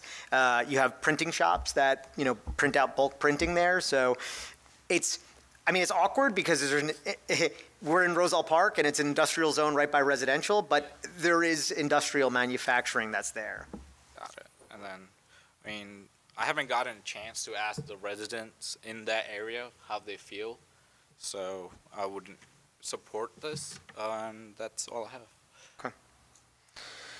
Okay, anybody else? Yeah, I just want to say, this is a huge concern to me. It's around the block from Robert Gordon. So to me, even though that it's manufacturer, security is a concern. This is just a small town. And having it be in the middle of our town and right next door, literally to people and across the street, is just a huge concern. So consider very wisely how we need to vote here. Thank you. Okay, anybody else? Please call the roll. Councilman Petrosky. No. Councilman Johnson. Councilman Signorello. No. Councilman Rabina. No. Councilwoman Lyons. No. Councilman Patel. No. 5 votes to the negative, 1 abstention. The resolution is not adopted. Okay, may I have a resolution to adopt 78-25? A motion. A motion to adopt 78-25. So moved. Second. Is there any discussion? Andrew, do you just want to give an update as to what's going on here? Sure. So the substance of this amendment that would be authorized by this resolution is purely financial. So the Borough of Roselle Park, as everybody remembers, authorized a settlement agreement with the City of Elizabeth due to the sewer interconnection issue. As part of that settlement agreement, we have an 11-year period to pay back $4 million in arrears use of their system. Pursuant to that settlement agreement. One payment was made on July 1st of last year in the amount of about $366,000, right? 1/11th of the amount, which leaves a balance of about $3.6 million and change. As everybody else, as we also know, the borough was lucky enough to obtain operating aid from the state of New Jersey to help offset this issue and the destabilization of the sewer utility. So we approached the City of Elizabeth with hopes of gaining new financial terms and doing an upfront payment. With some legal wrangling and some creative negotiation, we were able to have the City of Elizabeth agree, and this resolution is also subject to their ratification, that instead of having a balance of $3.6 million and change that we need to pay the City of Elizabeth, that amount drops over $1 million to $2.6 million. They would get that money now as opposed to over the next 10 years. It's beneficial to the City of Elizabeth because bank accounts bear interest, and it's beneficial to us because the Borough of Roselle Park is no worse for the wear in terms of what the ratepayers would have to pay. We would use $2.6 million in operating aid to pay the full amount and not have to pay Elizabeth anything except for the quarterly payment of the meter below Galloping Hill Road at the interconnection point until the time that we separate from the system within the next several years. Candidly, it's from what was a very unfortunate situation. This is a good deal, and I highly recommend that this be approved. The other, because I'm sure the question will get asked, what are we going to do with the other $400,000 in operating aid for the sewer utility? We're also going to use to stabilize the fund. It's a very good result from a very bad situation that the borough What does that was mean in. for the ratepayer? It doesn't mean anything yet, other than the fact that the rates will be stabilized. Currently, we're crunching. Everybody's question is, well, what's my bill going to look like? I can. A lot less. It will be a lot less. It will be much more stable. It will be very comparable to what it was prior to this incident, prior to the legal dispute. At this point, we have the last quarter of last year's water consumption. The finance department is going through that and crunching the numbers. Ultimately, that plus our assessments from the sewer authorities, like we would any other year, all those numbers put together will come out with the bills based on usage. So hope to have that in the next few weeks to a month. But by doing this, you take significant dollars that we owe off the table. Huge. Is there any chance in the future, once you figure out the numbers, that they get a credit or a refund if they paid extra last year? No. So I think there's been a lot of discussion about this, and I thought I made it clear last year, but I'm happy to explain. So there was a chance that we could have, if we got it in the fiscal year, the financial aid in the fiscal year last year, we could have sent a refund, potentially for the second payment, or avoided the second payment. That's why we kind of waited till the absolute last minute to do it. We're in a new fiscal year, so, this isn't, it's not, I'm not being a wise guy, but it's not Best Buy where you have a 90-day return policy, right? You have to give that in or out within the fiscal year. But it's money in, money out, right? So I'll give you an example. So if we gave everybody a refund last year, then there'd be less money to apply to the bill this year, right? So it's basically I'll make something up, right? So, let's just say my bill was $300. George knows it's cheaper than that, but let's just, for easy numbers, let's say it was $300. If I got a refund for $150, the borough still owes that $150, right? That means that we were using the emergency funds for a refund instead of paying down the bill this year. Do you understand what I'm saying? Really? The state aid is finite. Okay. Right? So if we used $500,000 of the state aid last year, then that's less state aid we could use this year, and that means the rate would have been slightly higher this year, right? So could I also just make Did I make more sense the second time around? Okay. I'm gonna try to be more direct. I'm usually not the one that's more direct. It's the state is not gonna want us to use the $3 million for refunds, directly for refunds. If we were able to apply it to the operating from last year, during last year, then we would be paying our own money back to the ratepayers, right? But that's not ultimately what happened. We literally didn't get this money until I think December 30th. Yeah, which is why we were really pushing to get it in last year for this exact reason. And just to make it concrete, I know the finance committee is in the throes of crafting this year's budget, but the borough did put additional surplus monies toward the sewer utility last year to try to offset what was already a bad increase, right? So, and the governing body knows this, right? You put surplus in with hopes to at least regenerate it back so that you always have that fund to kind of lessen the burden on the ratepayer or the taxpayer. Last year, I'll use rough numbers, we put $600,000 toward the sewer utility surplus, $600,000 in surplus to offset the sewer utility, and we only regenerated $400,000. So we were already behind, and part of that is because people couldn't pay. Right? It was a bad situation, right? So to pay people back is it's both budgetarily and from an auditing practice, it's impossible because it's not really legal or practical to do. If we got it November 5th, it would have been a different story. We don't have the money to do it. But again, I mean, I think what people need to understand is if you were going to get a $100 credit last year or refund, that $100 that you're getting that you would have got last year is going to make your rate lower this year, right? So it's still going to impact your bill. It's just you're not getting a check back. You're getting a credit essentially put forward for this bill. Make sense? Yep, got it. Can I just say, I mean, two things. Thank God that we had, that you and everyone that worked towards that. I mean, it's really a miracle. We have to look at that and be very grateful for that, and I really am.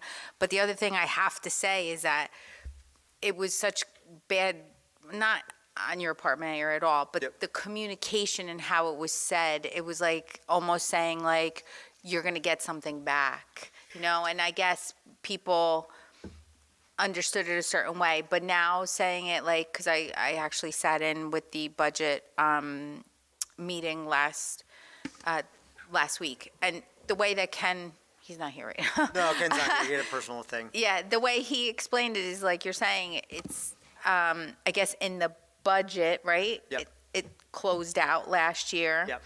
But people need to understand going forward that it's not a refund, Yeah. but It's a credit credit of that's some going sort. into this year. Yeah, you're not going to see a check back, but you'll know that Yeah. your rate's much less than it was last year because that money's going towards this year. And It's just hard. yeah, you know? no, it sucks. Yeah, but I think everybody. So there's two things this year that I think people will be pleasantly surprised by.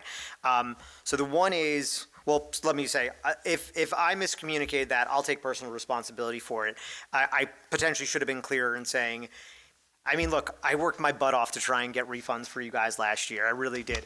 We were on yelling at the state to the best of our ability, right? Thank God you did. Yeah, yes. but it was frustrating because they had the money for us, they just didn't transfer the money. So when I said we were going to do refunds, it was because I was expecting it to happen in that fiscal year. I did not, I mean, because in the budget, it says for 2024 state aid, right? So you figure they can get it to us by 2024. Right. Unfortunately, we didn't come through on that, but you will get the relief in another way. But I take responsibility for that. If you could have gotten a check back last year, you can't get that this year, but it will go towards lowering your rate this year. No, it's not public portion.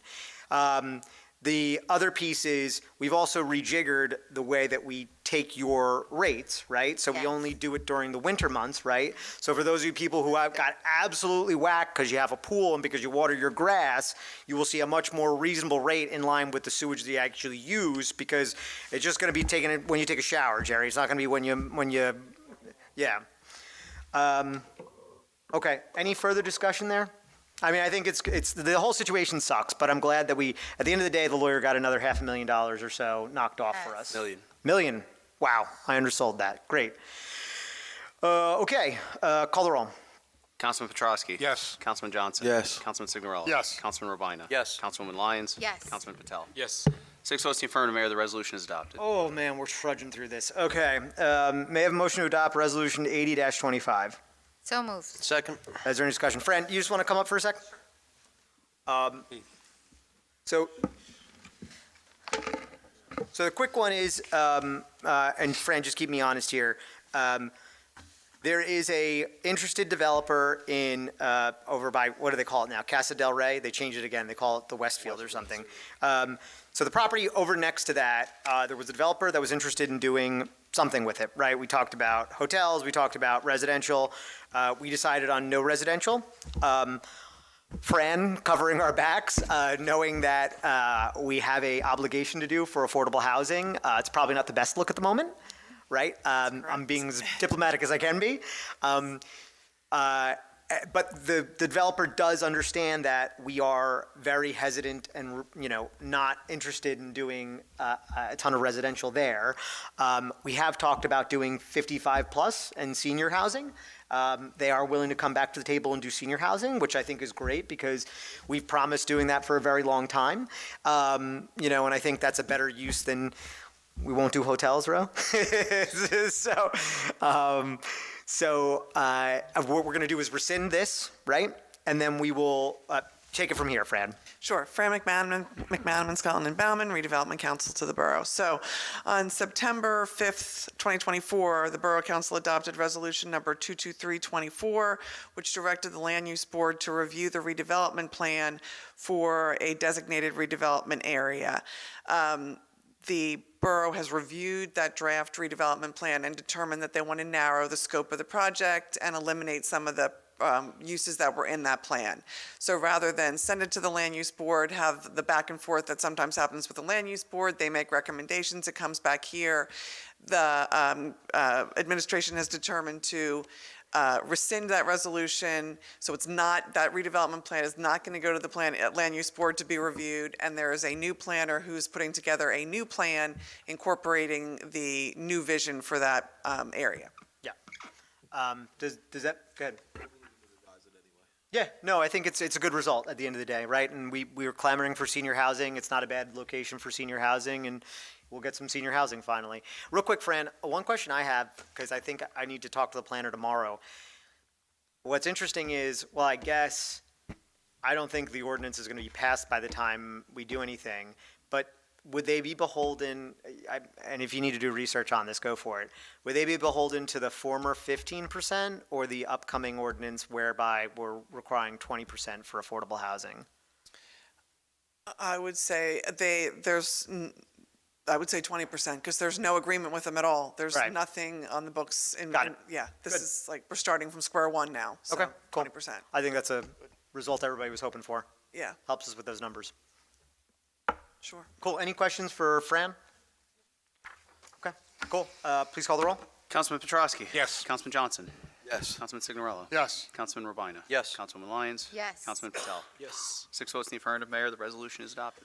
Oh, we're almost done. Okay, resolution, can I please have a motion to pass resolution 80-25? So moved. 81. Wait, 81. Thank you, guys. I'm losing it. Can I have a motion to pass 81-25? So moved. Second. Is there any discussion? Yeah, well, as far as the payment plan, are they gonna get their CO since they're gonna be on a payment plan? Andrew? So they would be able to get their TCO. They will not have their CO until they're fully paid. What's the difference?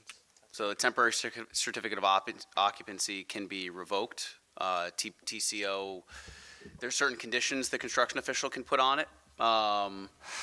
He could only do certain floors, only the common areas. They also can't refinance till they have a CO. Yeah. So it's in their interest.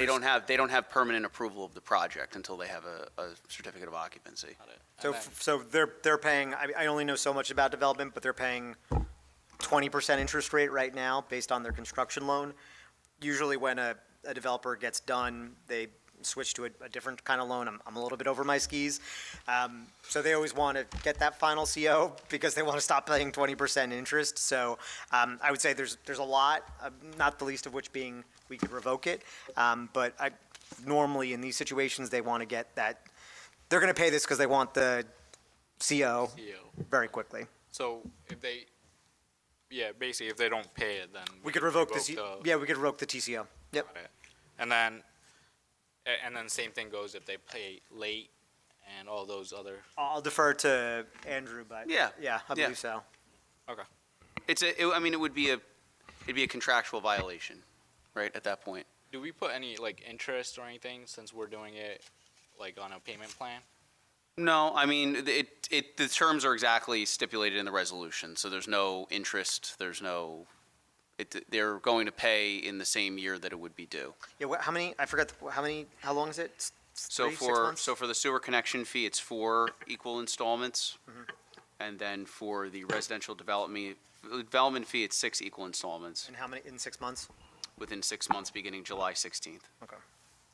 And then for the sewer connection fee, it's at the, I believe it's at the time that they apply for the TCO, which we're anticipating mid-year. Good, cool. Any further discussion? Please call the roll. Councilman Petrosky? Yes. Councilman Johnson? Yes. Councilman Signorello? Yes. Councilman Rabina? Yes. Councilwoman Lyons? Yes. Councilman Patel? Yes. 6 votes in the affirmative, Mayor. The resolution is adopted. Okay. May I have a motion to open the public portion on any subject matter? So moved. Second. All in favor? Aye. Anybody wishing to come up and speak on any subject matter may do so now. Yep. Thank you, Fran. Thanks, Yep. Fran. Yep. Hello. Hey, Constance Quintella, 432 Walnut Street. can you just a little closer to the mic, Constance? Sure. Yep. Okay, so more questions about the Board of Ed, Board of Ed building. your building? Our, partially our building. So we have, at least, obviously, we don't speak for the entire Board of Ed, but we do have a third of the members sitting here tonight. None of us which have heard anything about that building being for sale. In fact, first notion of it being swapped was a lovely Facebook article, which sounded very positive. It was very nice from you Yeah. this weekend. Yeah. I know you had said it has been up for discussion since Lauren Harms was here. Yep. Which I had actually heard. Was there any positive feedback from any of the board members prior to this year? Yeah, I would say, naming names, I would say Lauren, Paul Biamonte, and I actually all discussed this, I believe both of them said it was an absolute no, correct? No, that's not at all true. I mean, if they can play revisionist history right now, but Okay. we've talked specifically. As a matter of fact, I think Paul had a developer in mind. you know? Okay. Just out of curiosity, why, if there were positive discussions for the past 4 years, why did you pick now to send someone to study the building? Yeah, because there's an available building now, right? So I don't think that there's been there's been a couple thoughts where, like I'll give you an example. So Okay. the Romorowski building, Right. they're legally obliged to give us office space Okay. there, right? So actually when Patricia Superintendent Goyce first got put in, we had spoken about Right, you had offering very nicely offered us offering that up. space, Yeah, correct. unfortunately, the museum wants it real bad, so that's not available. Okay. Actually, I believe we even talked about potentially putting preschool there, but for obvious reasons, the Smaller space, parking's right. a nightmare. Work out. Yeah. So it had happened. I mean, I think it's right now is the culmination. I mean, candidly, right? So it was supposed to be potentially a class 5 Right. distribution. Now it is So in. sorry that didn't work out. I'm good.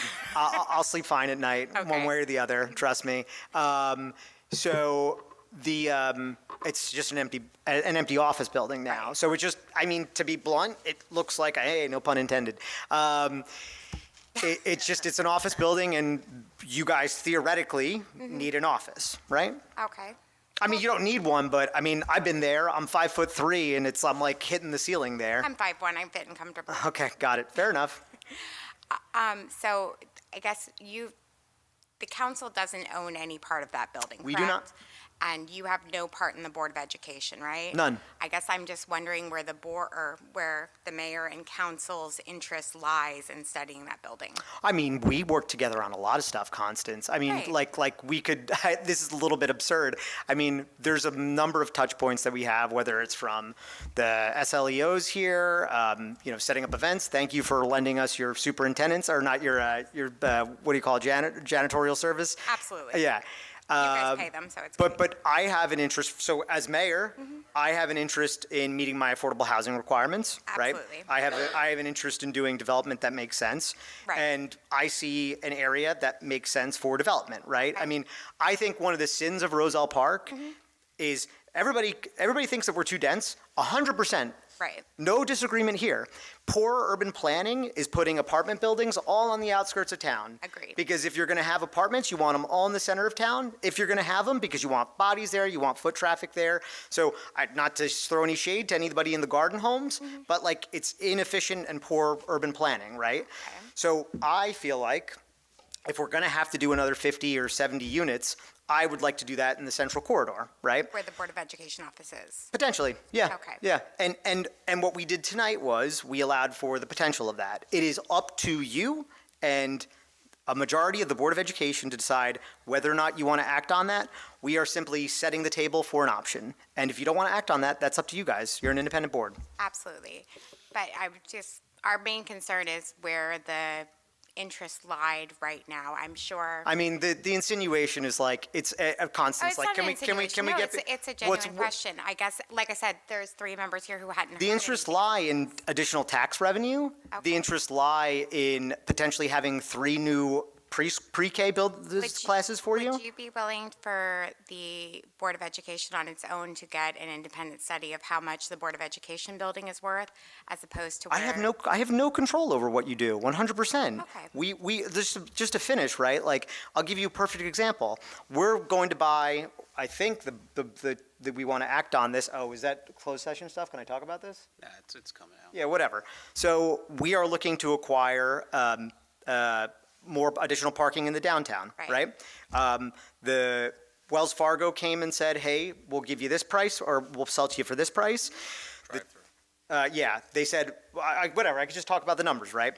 They wanted to give it to it for $600K, but the deal was we would allow their drive-through to stay there. Right. This council said we'd rather just pay up front and have the flexibility to kick them out if we want. They gave us their appraisal. We did our appraisal.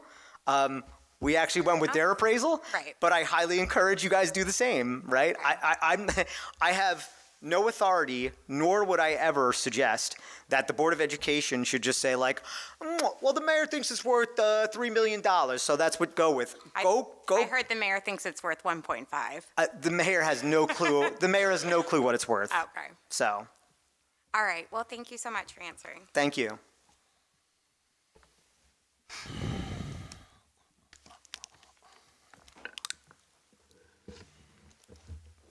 Yellow. Hello, Jennifer Mano, 415 Filbert Street. Yes. So my question comes on the affordable housing, right? Sure. So it seems as if tonight you are taken off guard by the new number of affordable housing that has to be, was mandated to Roselle Park. Yep. So, Oh, I'm not, but so it's not new news then? no, we found out about it in November.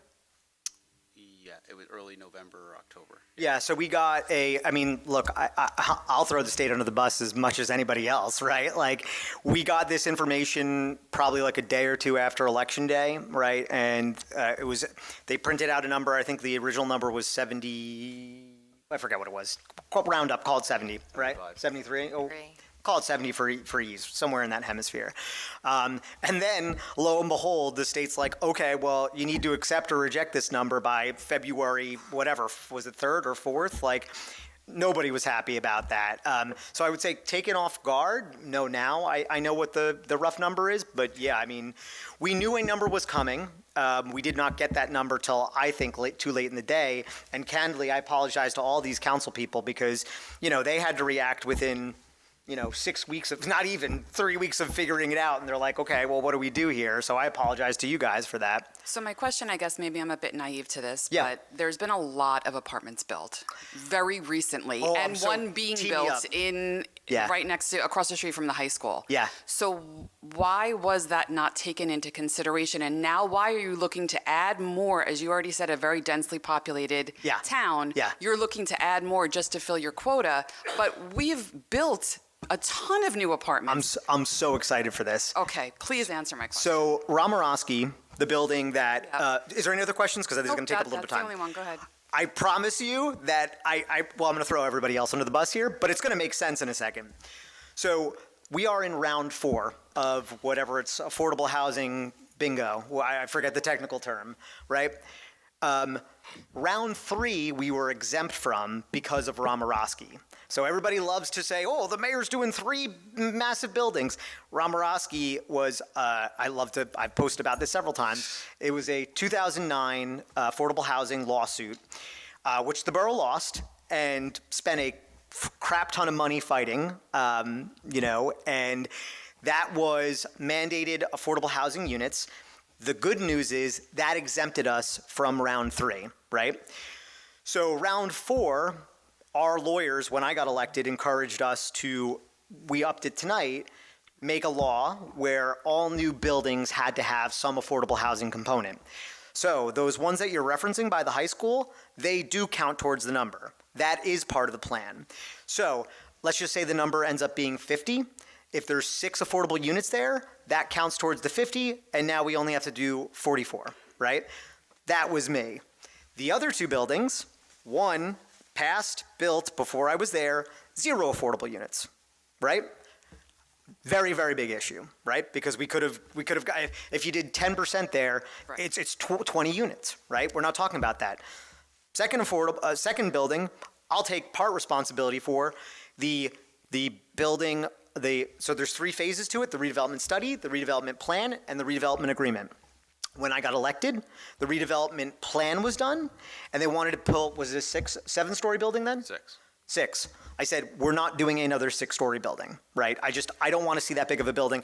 I mean, I think it actually looks good, all things considered, but like, I do not like the First Meridian building. I really, really, to my core, dislike it. There's a reason why we did it, because it was a blighted area and you need to start doing development somewhere, but I would, if I could undo that, with all due respect to everybody who lives there, hate it, right?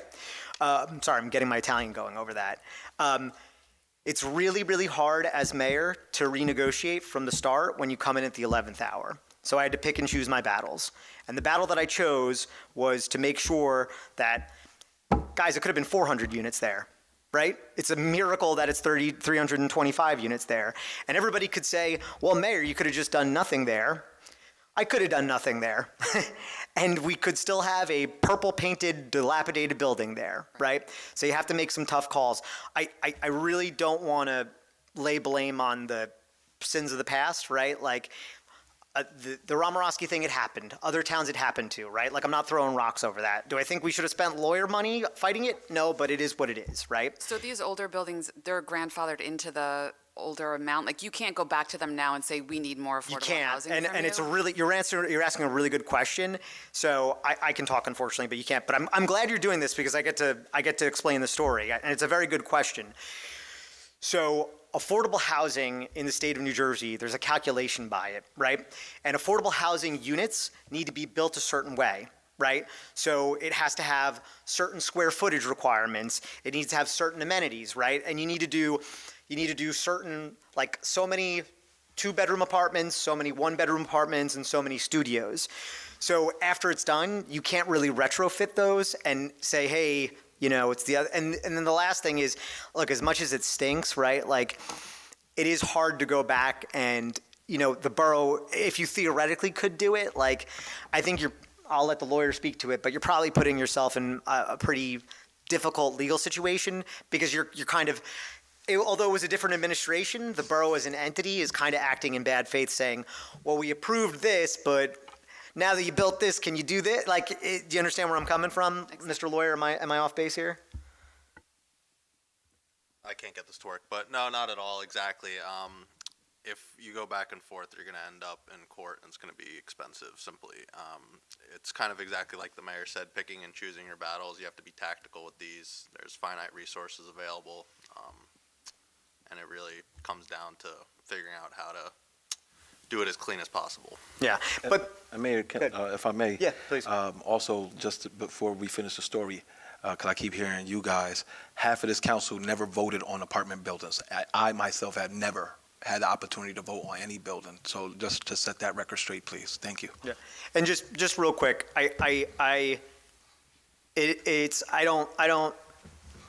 Meridia 1, the borough had not seen any action in the longest time, right?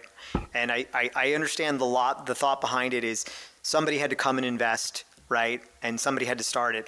But, the other thing is, like, look, I'm 37 years old. I got elected when I was 30, man. It's been a dog years. I remember, I don't even think I was living in Roselle Park at the time, but I remember coming home for Christmas and looking at Sullivan Chevrolet and my father complaining about, well, they wanted to put a strip mall there, but everybody complained about the strip mall, right? So, like, there's been sins of the past that we're making up for, and it sucks, and I'm frustrated with you. Thank you for your explanation. Did that sound sincere? Thank you. Good. It is. Okay.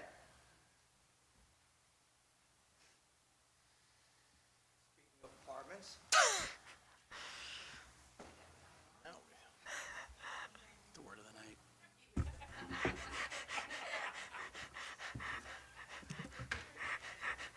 night. Michael Ryan, 515 Locust Street. Hey, Mike. This is a model of the development I have plans to build at the train station. These buildings are called the Parkers. The Locust House, the Lincoln House, the Chestnut House. Some of the council are familiar with it, but I wanted everyone to have this chance to see it. The design is a result of significant planning, and that is the focus of our planning was how to knit a development in this spot into the community and how it could serve the community. The Parkers are unlike any other of the buildings that have built in Roselle Park in the last few years. All the other projects are what is known as pancake buildings. A pancake building occupies the entire site with parking at grade level and apartments above. This project includes a park, which will allow the continuation of the trail that's along the railroad on the east side of Chestnut Street. The buildings will be divided by large, well-scaped land courtyards. The parking will be subterranean and hidden. One of our main objectives was planning how to connect the apartments to the single-family neighborhood along Lincoln Avenue. It was obvious that we could not build a pancake-type building along Lincoln. That was the driving force behind the design of the three buildings. I invite you to take a close look at the frontage on Lincoln Avenue. Residents along Lincoln Avenue and Filbert Street will view something similar to the existing neighborhood, residential buildings separated by landscaped yards. You might wonder why I would go through the additional work and added expense of these design attributes. The answer is, I care about Roselle Park. I know that council and mayor care about Roselle Park. That's evident by your dedication and sacrifice. My concern is more intimate. I was born and raised in Roselle Park. I grew up in this neighborhood. I witnessed the end of Weston's Woods when they raised the rail and built a train station. My father's business was at that site. My mother lived there while she was councilwoman and mayor. Those and thousands of other reasons are why I put extra thought and planning into this project. A pancake-type building is not the right building for that site. The transition of the train station is the center of town. It is important that we build something that is woven into the community and create a place that the community can be part of and proud of for the next 100 years. I urge you to move forward with this project. Yep, Mike, I appreciate your dedication on this. Oh, really? You guys are clapping for more apartments? Wow, really? Word? What? Hold on, can I record this again? Hold on. For these apartments, I'm serious. Clap again. Go, go, go. Yeah, thank you. I didn't actually record it. Or we could do both. Mike, I'm on record. I love this project, right? I'll say it on the record. I absolutely love this project, right? Like, not to sound snooty, but this is very, very, I've only seen this in Europe, right? Like, Oslo, Norway is the only place where I've seen this design. Everybody else does the big brick Meridia buildings, right? Council has had issues with the density, and I don't know how to go forward with that, right? And I'm not throwing anybody in the bus. I understand it, right? I will say, in council's defense, right, it's one of the shames of Roselle Park is Cranford gets the benefit of having their train station in the middle of the historic downtown, right? Our train station was just slapped in the middle of abutting an R1 zone, right? And I think there's anxiety around that. I'm not speaking for myself, right? But I believe that there's anxiety on the council. And I'm not throwing anybody here under the bus. We've had this discussion out loud, so I wish I had a better answer for you. Hey, Mike, can I ask you a question? Was one of those companies, from your, all those companies you listed that was in that area, wasn't one of them an oil company or something? Yeah, Ryan Oil? that was my father's. It started out as a coal company. Am I allowed to talk? Yeah. It started as a coal company, evolved to an oil company, to a service company, and we moved that company to Union. Did they mitigate the land there? That's my concern. Well, there was a project plan for this site back in 2008. You know what happened in 2008. We did receive the no further action letter from the from the state. Yeah. You have anyone? Unfortunately, so Mike, I gotta cut you off. Location? So just real quick, Mike, I gotta cut you off.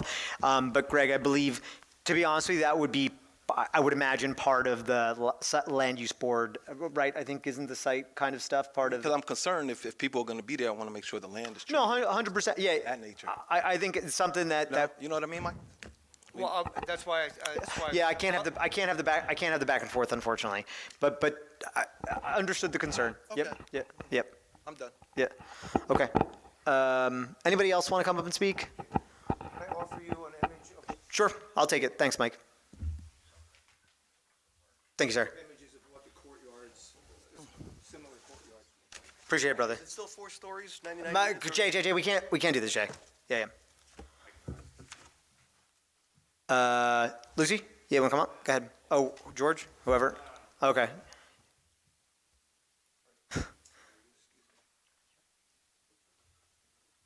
Hi, Lucy Figueredo, 330 Chardon Avenue. Hi, Lucy. Hi. So everybody knows I was running for 3 years for the Board of Ed. Yep.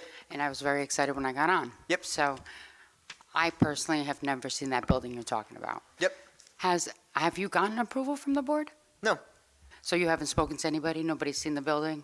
No, I spoke to Brittany. I mean, it was my understanding, I had a rough sense that she was going to be the board president, so I figured that would be a good person to start with. Okay. Yep. I was just wondering, because I personally have never seen the building. I know what building you're talking about. Yeah. So has anybody toured that building? I have. I know Brittany has. I would say, I think you guys should, right? I think, I would say, what's up? Oh yeah, you haven't seen? I've got my Lakers hoodie on. Yeah. I got it. So you're getting me to say it. Like I've got nothing to hide here, right? Like I knew Brittany was going to be the Board of Ed president. I figured I'd start with her. If you guys want to go see it, I would imagine that to even entertain this, you're going to start with a memorandum of understanding, right, or something like that. And you should go there. You should kick the tires. You should check it out. But like, forgive me, right? Like, guys, can we sidebar just so I can have this? I would say normally on these matters, right? If I'm talking to another town or another entity, it's usually mayor to mayor or mayor to board president or sometimes mayor to superintendent. It's my understanding that you guys have discussed, I think internally, at least some high level version of this. If not, then I'm misinformed. Whatever, not my business. But yeah, 100%. You're a voting member, right? If you say, I'm not going to vote yes on this until I kick it, go talk to the rest of the board members, huh? Exactly. Yeah. I just wanted to know. Thank you. Okay. Yeah.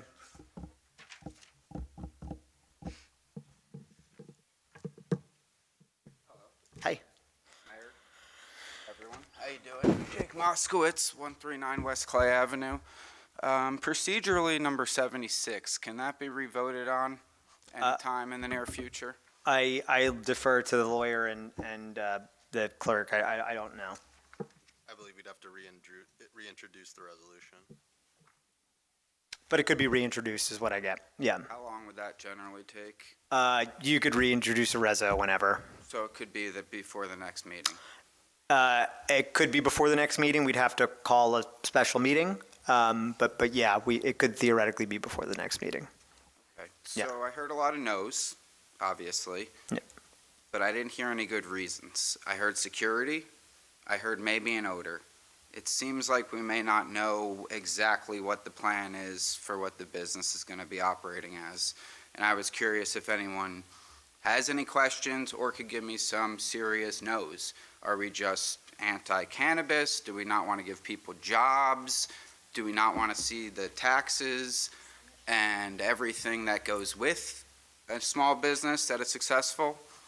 What's the no's? Where are we coming from? They were very good no's. I heard security. They were very good no's. We said no. That's Okay, it. That's it? Yeah. You saying it's not a good no? I'm saying it's a good no. I just was wondering if there was any No legitimate questions. reasons. We don't want it. Okay. Would we be okay if it was a bottling facility for liquor? Because gonna have to rent out the building or sell it, right, down the line if there's no successful business going on. So what do we suggest would be good for a small 3,000 square foot manufacturing facility in that area?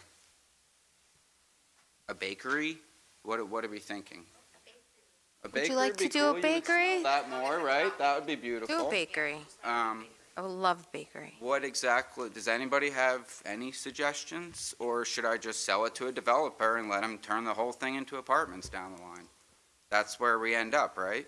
So just curious if anyone has any suggestions at all. No? For the record, just, I'm with you, Jake, just questions need to be addressed through the chair and you guys can respond if you like. Okay, so that's it. You want to ask, or you Look, can't? I don't know. Jake, look, you guys are welcome to, but, council and I differ on this, right? We're not always going to see eye to eye. I'm a proponent of it. It's legal. I'd like to make money off of it. Council disagrees with me on this. Wouldn't be the first time, won't be the last. And I can't speak to these guys, but I can tell you from my perspective, it's something that I support, but I only vote in a tie, and there was no tie here. That's cool. I was just curious. Just wanted to know and see where we land. Because their application is up, and if we were going to possibly revote, then that would be great. And if there's no opportunity for that, maybe we could have a presentation of some education as to what's going on here, but there's nothing that seems like this isn't a good use of that building, besides some opinions. Yeah, so Jake, I will say that I think it's a little bit of, you're running out of time, it's 15 seconds. Fine. But I'll mention this. I think this was put on pretty quickly for some folks, and that's partly because we were slow in analyzing this.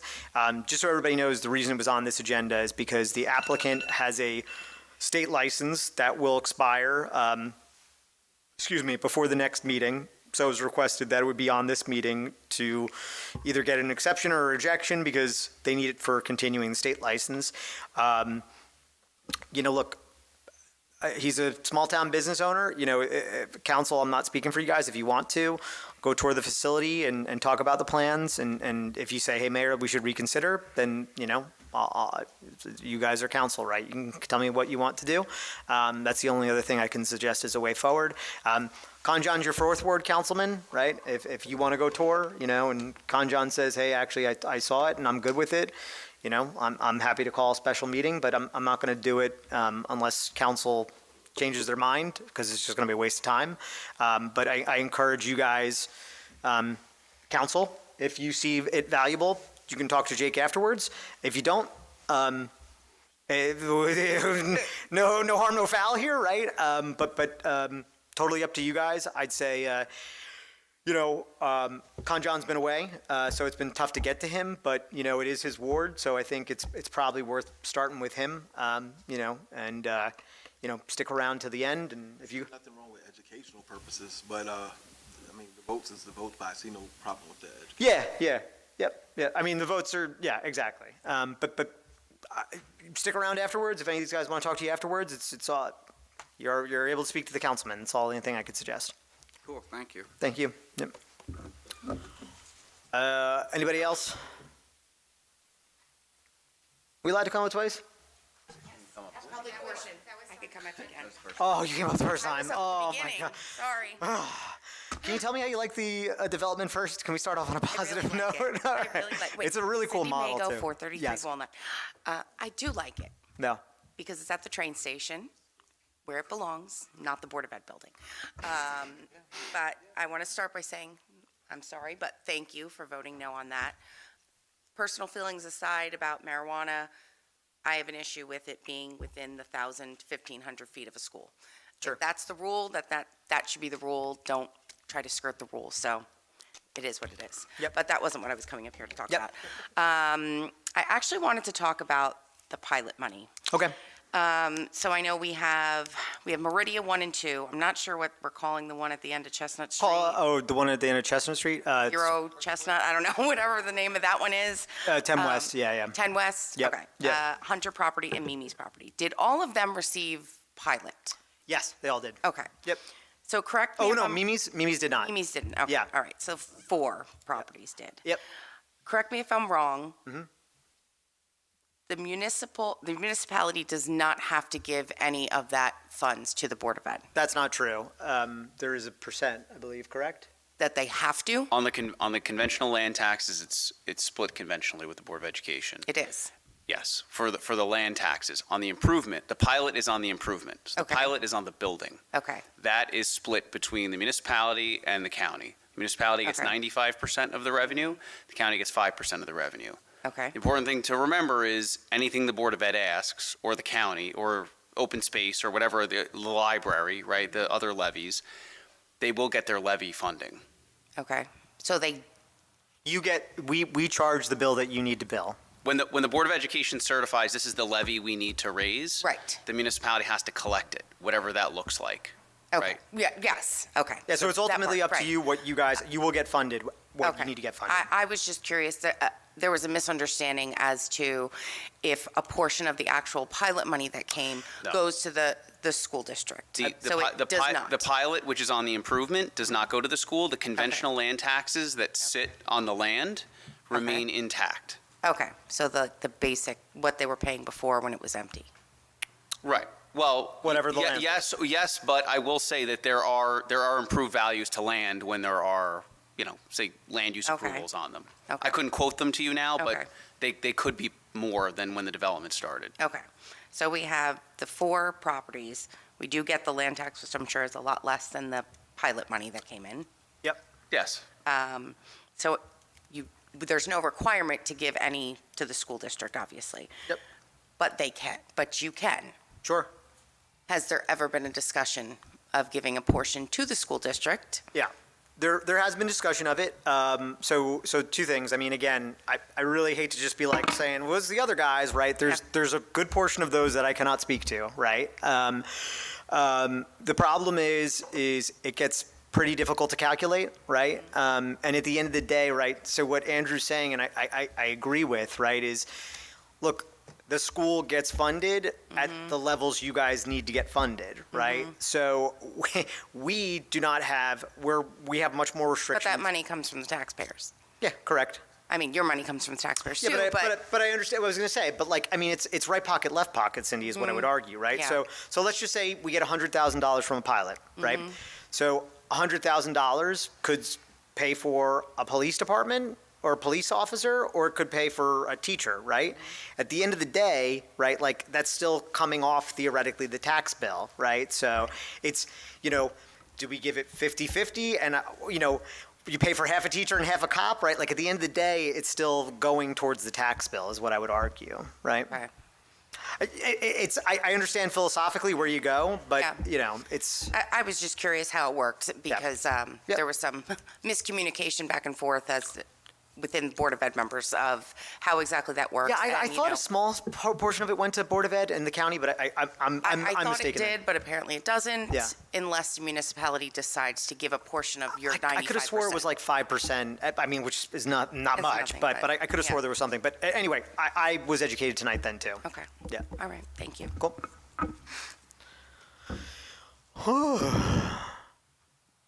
Anybody else? All right, I'm seeing no one. May I have a motion to close the public portion? So moved. Second. All in favor? Aye. Oh, we still have reports. We do have a closed session. It's going to be quick though. You want to skip it? Pull the Band-Aid and do it. Okay. May I have a motion to go and close? I need to. So moved. Oh, you got to read the thingy? Whereas the Mayor and Council of the Borough of Roselle Park wish to discuss matters which are described by the New Jersey Open Public Meetings Act, NJSA 10:4-12, and whereas the general nature of the subject to be discussed in closed session are contract negotiations with the Township of Clark, and whereas the time when the circumstances under which the item discussed in closed session will be disclosed to the public at a future time, now therefore be it resolved, the Mayor and Council of the Borough of Roselle Park and the County of Union State of New Jersey do adjourn the open portion of the meeting and open a closed portion to discuss the aforementioned item. Need a motion to go into close and adopt the motion to go into close? resolution. So moved. Second. All in favor? Aye. Aye. Okay.